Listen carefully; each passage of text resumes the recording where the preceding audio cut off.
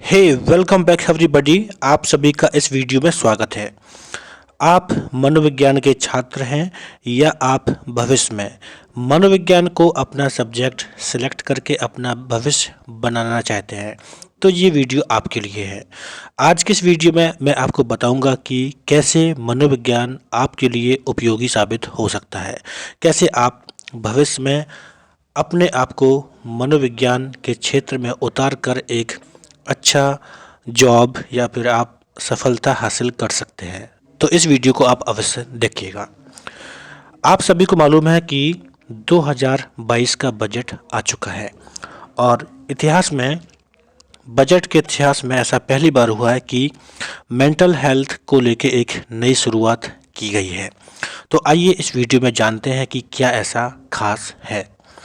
तो सबसे पहले मैं आपको सीधा सीधा बता दूं कि इस वर्ष 2022 का जो बजट आया, तो इस वर्ष इस टाइम पर जो फाइनेंस मिनिस्टर हैं निर्मला सीतारमन, उन्होंने इस बात की घोषणा की है कि अब हमारे देश में 23 tele mental health centre launch किए जाएंगे। हम सभी को मालूम है कि अभी हम कुछ पिछले वर्षों में कोविड के दौर से गुजरे हैं और कोविड के दौर में ऐसा कोई व्यक्ति नहीं होगा जिसने मेंटल हेल्थ के समस्याओं का सामना ना किया हो, खास तौर पे ऐसे लोग जो कि शहरों में रहते थे। तो कह सकते हैं कि भारत जैसे देश में मेंटल हेल्थ के बारे में अवेयरनेस होना एक बड़ी बात है, क्योंकि हम मेंटल हेल्थ पर ज़्यादा फोकस ही नहीं करते हैं। तो अगर आप मनोविज्ञान के छात्र हैं तो आप मेरी बात को समझने की कोशिश कीजिए। भविष्य में आपके लिए बहुत ही बेटर जॉब अपॉर्चुनिटी हो सकते हैं, आपके लिए बहुत ही बेहतर स्कोप हो सकता है, आप इसमें एक नया क्षेत्र स्थापित कर सकते हैं। तो अब आप थोड़ा और आगे जानिए कि इस वर्ष के बजट में 23 tele mental health centre establish करने की बात कही गई है। टेली मेंटल हेल्थ सेंटर्स के माध्यम से लोगों को मेंटल हेल्थ के बारे में अवेयर किया जाएगा और ऐसे लोग जो मानसिक समस्याओं से जूझ रहे हैं वो फ़ोन काउंसलिंग से, टेली काउंसलिंग के माध्यम से समस्या का समाधान पा सकते हैं। और मैं आपको बता दूं, जो ये 23 tele mental health centre establish किए जाएंगे, ये निम्हांस के द्वारा किए जाएंगे और NIMHANS as a nodal centre काम करेगा। निम्हांस भारत देश में सर्वोच्च स्तर की संस्था है जो कि मानसिक स्वास्थ्य के लिए काम करती है। निम्हांस का फुल फॉर्म है national institute of mental health and neuroscience और ये बेंगलोर में स्थापित है।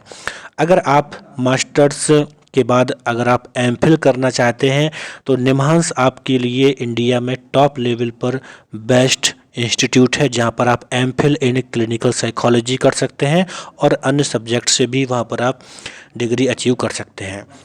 सो जस्ट ट्राई टू अंडरस्टैंड कि अब इंडिया में भी मेंटल हेल्थ को लेके डेवलपमेंट हो रहा है, लोग अवेयर हो रहे हैं। तो सीधी सी बात है, अगर आप मनोविज्ञान के विषय में हैं तो आपका फ्यूचर बेटर है। अब इसके बाद यहाँ पर कुछ डेटा है, मैं आपको और बताना चाहूँगा। ये जो अभी मैंने बताया कि 23 टेली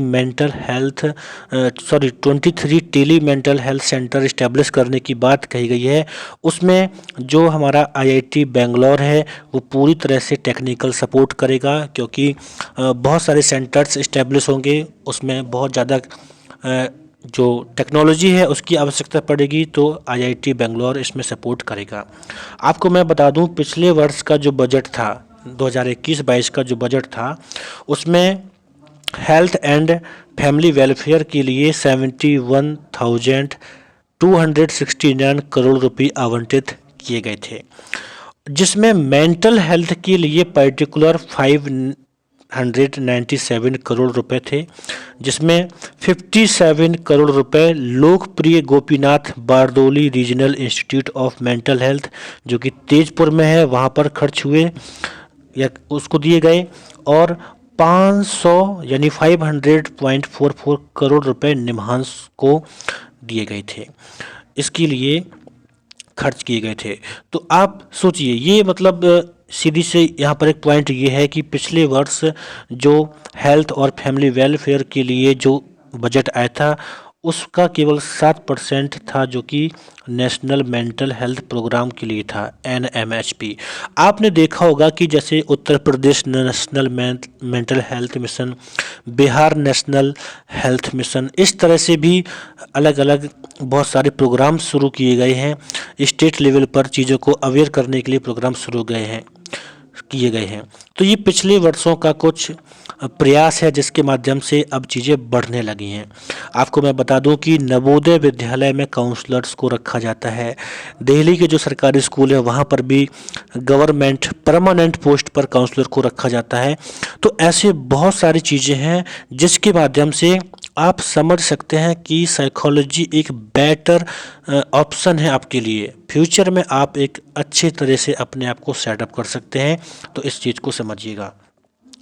इसके बाद मैं आपको बताऊं कि हमें ये समझना है कि बेसिकली हमारे भारत देश में अभी इश्यू क्या इश्यू है जिसके वजह से मेंटल हेल्थ हमारे कंट्री में अच्छे से इसके बारे में लोग अवेयर नहीं हैं या फिर लोग जाने से कतराते हैं कि सब चीज़ें क्यों हैं, इसके बारे में समझते हैं। और जहाँ पर कमियाँ होती है ना वहाँ पर एक अच्छा सा फ्यूचर होता है। तो सीधी सी बात है, अगर आप मेरी इस वीडियो को देख रहे हैं और अगर आप ये भी समझ पा रहे हैं कि हमारे इंडिया में साइकोलॉजी के फील्ड में ये प्रॉब्लम्स हैं, तो उन प्रॉब्लम्स का सॉल्यूशन करके आप एक बेटर स्कोप क्रिएट कर सकते हैं। या अगर आप खुद अपने लेवल पर नहीं कर सकते हैं तो एटलीस्ट गवर्नमेंट प्रयास कर रही है, तो गवर्नमेंट के साथ आप काम करके जॉब एश्योर कर सकते हैं और अपने आप को लाइफ में सक्सेसफुल बना सकते हैं। तो देखिए 3 पॉइंट हैं यहाँ पर हमें समझना है कि हमारे इंडिया में एक तो ये प्रॉब्लम है कि अभी तक हमारे पास प्रोफेशनल्स की कमी है। आप सोचिए, अगर मैं आपसे कहूँ कि कितने सारे ऐसे लोग हैं जो साइकोलॉजी में आके साइकोलॉजी को ग्रेजुएशन फाइनल में भी रखते हैं, पीजी करते हैं, बहुत कम लोग होते हैं, है ना।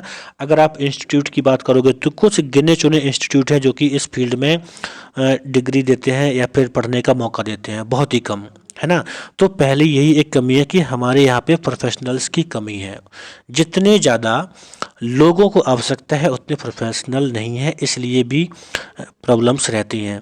एक पॉइंट ये भी है कि सोशल स्टिग्मा, है ना। अगर सोचिए, अगर आप अपने लाइफ में अगर किसी प्रॉब्लम को फेस करते हैं लाइक फिजिकल प्रॉब्लम, तो हम क्या करते हैं, फटाक से डॉक्टर के पास चले जाते हैं। बट मेंटल इश्यू अगर कोई होता है तो हम क्या करते हैं, हफ्तों महीनों अपने आप में सोचते रहते हैं, ज़्यादा से ज़्यादा दोस्तों तक शेयर करते हैं।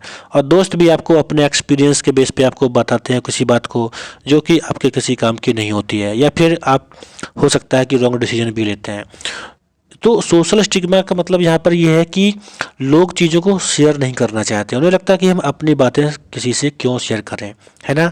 और दूसरी बात यह है कि अगर कोई व्यक्ति इमोशनली डिस्टर्ब है तो दूसरा व्यक्ति उसको समझता है कि ये तो मतलब ऐसे ही है। कई बार सोसाइटी में लोग उसे पागल भी कह देते हैं। तो ये चीज़ें सही नहीं हैं, ये हमारे देश की प्रॉब्लम है।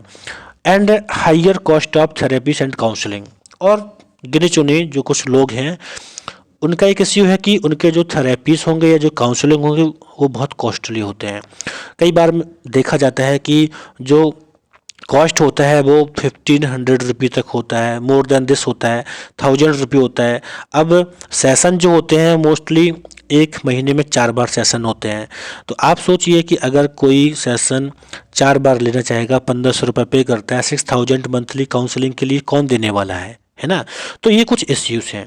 लेकिन अगर आप देखेंगे वर्तमान में तो पहले से कंडीशन सुधरी है और चीज़ें अब बेहतर हुई हैं। तो मेरा पॉइंट ये है कि आप साइकोलॉजी को अगर लिए हैं तो इसमें इंटरेस्ट को बढ़ाइए, स्टडी कीजिए। और मेरा जो अनुमान है, मेरा अनुमान यह कहता है कि फ्यूचर में इस क्षेत्र में जितने ज़्यादा वैकेंसी होंगे उतने ज़्यादा लोग नहीं होंगे, या फिर बराबर होंगे, या फिर बहुत सी चीज़ें ऐसी हैं कि आसानी से सिलेक्शन होने के चांस रहेंगे। ये पर्सनली अपने एक्सपीरियंस के बेस पर बता रहा हूँ। और भी अगर मैं आपको बताऊँ तो अभी पिछले वर्ष 2021 में जो DSSB का जो एग्ज़ाम हुआ था EVGC पोस्ट के लिए, EVGC पोस्ट के लिए जो एग्ज़ाम हुआ था, तो उसमें जो बॉयज़ कैटेगरी थी उसमें 198 पोस्ट थे, अप्रॉक्स 198 पोस्ट थे, जिसमें ओनली 68 लोग क्वालिफाई किए थे। क्यों? क्योंकि और लोग शायद उतना इंटरेस्टेड नहीं थे, और या फिर जो भी इसी हो सकते हैं। So my point is that कि अभी इस फील्ड में बहुत अच्छा स्कोप है आपके लिए। आप इसमें आइए, साइकोलॉजी में इंटरेस्ट अपना बढ़ाइए, स्टडी कीजिए, और जल्दी से जल्दी आप जॉब भी पा सकते हैं, लोगों की हेल्प कर सकते हैं, और एक हैप्पी लाइफ जी सकते हैं। हमेशा कहता हूँ कि साइकोलॉजी आपको जॉब देता है, सब कुछ है, बट आपको रियलिटी में खुद की लाइफ को बेटर बनाने में हेल्प करता है। तो इस तरह से इतने ही इन्फॉर्मेशन के साथ ये वीडियो समाप्त होता है। आप मेरे साथ जुड़े रहें, मैं आपको और भी नई नई जानकारियाँ देता रहूँगा। Thank you.